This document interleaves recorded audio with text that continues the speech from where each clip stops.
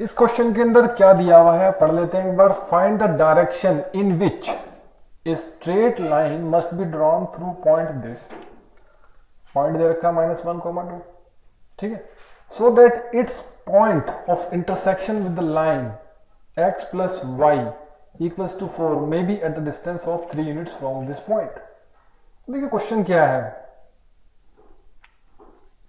एक बार इस क्वेश्चन को ध्यान से समझ लेते हैं कि हमें एक पॉइंट दे रखा है, एक रफ इमेज बनाते हैं इसकी। -1,2 एक पॉइंट दे रखा है। अब इससे कोई लाइन जा रही है, सपोज कीजिए ये कोई लाइन जा रही है इस तरह से, कोई भी लाइन है, और ये जो लाइन है ये किसी दूसरी लाइन को इंटरसेक्ट करती है। इसमें दिया हुआ है, देखिए, find the direction in which A line must be drawn through the point -1,2। तो ये एक लाइन आपकी ड्रॉ की जा रही है, ठीक है, और so that the point of intersection with the line, ये आपकी कोई लाइन है, ये लाइन 2 है। इस लाइन की इक्वेशन दे रखी है x plus y equals to 4 will be at the distance of 3 units from this point। यानी कि ये जो पॉइंट है इंटरसेक्शन का, ये जो पॉइंट ऑफ इंटरसेक्शन का पॉइंट है, ये पता नहीं, पॉइंट के कोऑर्डिनेट्स नहीं पता हमें, बट ये पता है सपोज कि ये P पॉइंट है, ये पॉइंट ऑफ इंटरसेक्शन Q है। तो ये जो PQ डिस्टेंस है, ये डिस्टेंस जो है, ये इतना डिस्टेंस उसने बोल रखा है कि 3 यूनिट्स का है। अब आपको ये जो रेड लाइन है इसकी इक्वेशन पता करनी है। देखो क्वेश्चन की लैंग्वेज अगर आपको एक बार में समझ में ना आए तो 2-3 बार जरूर पढ़ लेना, ठीक है। तो क्वेश्चन ये है हमारे पास, तो एक दिमाग में इसकी स्ट्रेटेजी बना लेते हैं कि इसको सोल्व कैसे करनी है। तो पहला काम तो ये कि हमें ये पॉइंट चाहिए होगा। तो ये पॉइंट इंटरसेक्शन सपोज कर लीजिए A, B है, ये मान लेते हैं, ठीक है। अच्छा, और ये जो डायरेक्शन है ये हमें पता करनी है। इसकी डायरेक्शन का मतलब असल में इस लाइन की इक्वेशन ही पता करनी है। बात समझ आ रही कि नहीं आ रही है? इस लाइन की इक्वेशन ही पता कर दो तो डायरेक्शन पता लगे किस दिशा में जा रही है आपकी, ठीक है। तो अगर ये पॉइंट Q आपका AB है तो ये AB आपका लाइन 2 में लाई करता है। तो Q पॉइंट जो कि AB है लाइज ऑन L2। तो इसका मतलब ये जो है A plus B equals to 4 होगा कि नहीं, क्योंकि ये पॉइंट आपका लाइन 2 पे लाई करता है। ये बात समझ में आती है। अब दूसरा क्या है कि डिस्टेंस फार्मूला भी लगेगा इसके अंदर। डिस्टेंस फार्मूला हमारा क्या होता है, देखिए D मेरा होता है, डिस्टेंस फार्मूला लिख लेते हैं, x2 माइनस x1 का whole square plus y2 minus y1 का होल स्क्वायर, ये हमारा फार्मूला होता है। इसको हाईलाइट कर लीजिए, ये नॉलेज क्लाउड में आएगा आपके। अब इसके अकॉर्डिंगली D डिस्टेंस जो कि दे रखा है 3 यूनिट्स यानी PQ का डिस्टेंस, तो यानी कि PQ which is equals to 3 is equals to square root. अब ये आपका किसी एक को x1 y1 मान लो, किसी को x2 y2 मान लो। तो अगर ये x1 y1 है P पॉइंट के कोऑर्डिनेट्स और x2 y2 है आपके Q पॉइंट के कोऑर्डिनेट्स, तो हमारा जो फॉर्मूला वो क्या बन जाएगा, देखिए पहले x2 यानी कि a -1, तो माइनस माइनस प्लस, फिर आपका b -2 ये बन जाएगा। अब इसी में क्या करो, स्क्वायर बोथ साइड कर दो आप। अगर स्क्वायर बोथ साइड्स करते हैं तो यहां तो हो जाता है 9 और यहां पर आपका हो जाता है ये a plus 1 का होल स्क्वायर प्लस, अब एक काम करो, जो b है ना, ये जो है इससे b की वैल्यू निकाल लो, 4 माइनस a बनेगी। अब ये जो b की वैल्यू है ये भी यहां रख दीजिए आप। अगर मैं यहां पर 4 माइनस a रखता हूं तो असल में कितना बनेगा बता सकते हो आप? देखिए 4 माइनस a b की जगह रखा, वो 2 माइनस a बन जाएगा, क्योंकि -2 हो जाएगा ना 4 में, तो ये 2 माइनस a बन जाएगा। अब क्या करें, एक्सपैंड कर दें, इससे आपको a पॉइंट मिलेगा कि नहीं, a पॉइंट मिल जाएगा। चलो निकालते हैं। तो 9 इक्वल्स टू ये हो जाएगा, इसमें a प्लस बी का होल स्क्वायर का फॉर्मूला लगेगा, तो a square plus 2a plus 1, इसको a माइनस बी का होल स्क्वायर का फॉर्मूला लगेगा, 4 माइनस 2 इंटू 2a और प्लस ए स्क्वायर, ये बन जाएगा। अच्छा, अब इसको फर्दर सिंप्लीफाई करते हैं यहां पर, तो ये हमारा क्या बनता है, देखिए ए स्क्वायर तो ऐड हो रहा है, तो 9 तो ऐसे ही है, ये हो गया 2a स्क्वायर, और अब देखना 2a और ये माइनस के 4a है, ये तो माइनस के 2a हो गया और 5 हो गया, प्लस के 5।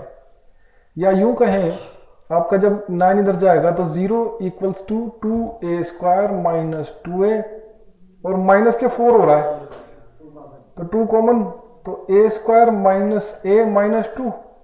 अब मिडिल टर्म स्प्लिट से कर दो इसे, इसको तोड़ोगे आप, तो ये माइनस के 2a प्लस a माइनस 2 इस तरह से टूटेगा।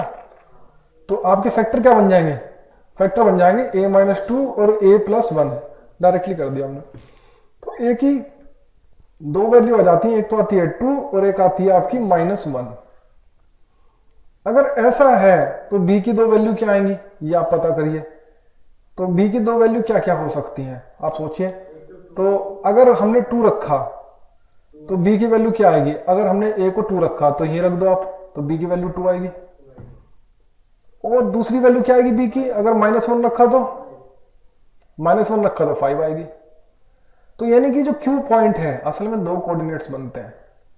तो एक दूसरा कोऑर्डिनेट्स आप सोच रहे हो क्यों दूसरा कोऑर्डिनेट्स क्यों होगा, दूसरा कोऑर्डिनेट ऐसा इसलिए होगा क्योंकि हो सकता है कि जो आपकी लाइन है, वो जो लाइन है वो ये भी तो हो सकती है ऐसे, यहां से भी तो आपका 3 का डिस्टेंस बन सकता है।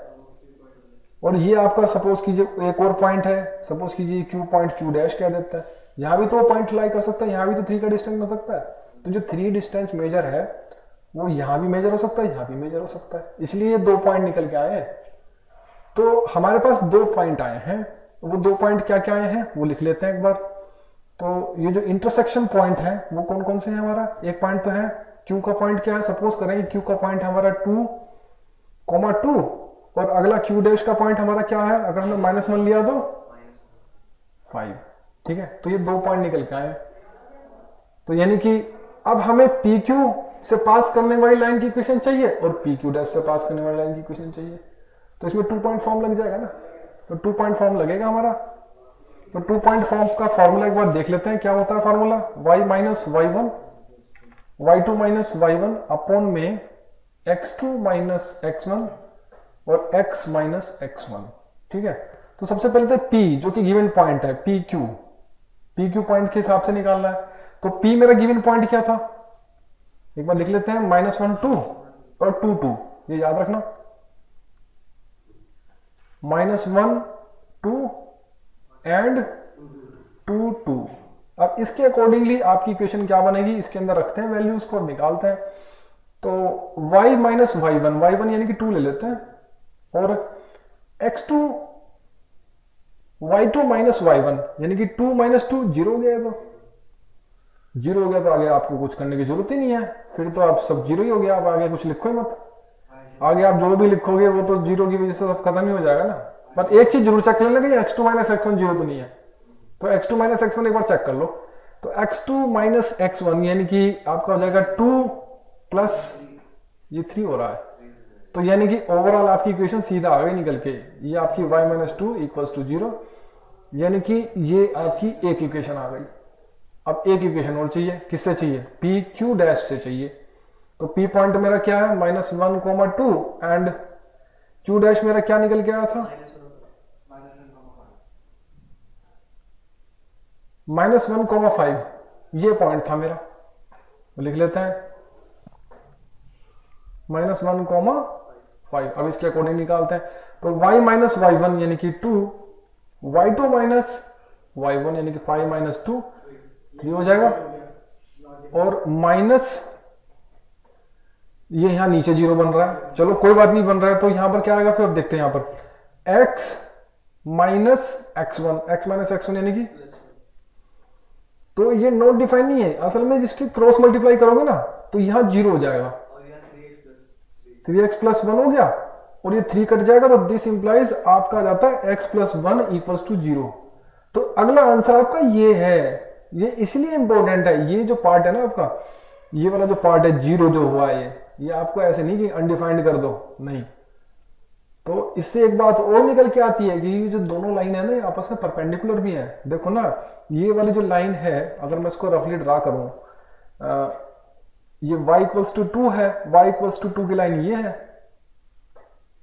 और ये x इक्वल्स टू -1 है, जो कि लाइन हमारी यहां पर बन जाएगी x इक्वल्स टू -1। तो एक लाइन ये है और एक लाइन ये है, ये हमारी लाइन है। बात समझ आएगी नहीं? तो हमारा जो आंसर है वो ये बना और एक ये बना, जो हमारी रफ इमेज थी ना ये, यानी कि ये लाइन जो है, एक हमारी ये लाइन है, एक ही लाइन है, ये असल में हमारी जो एक्सिस के पैरेलल है ये।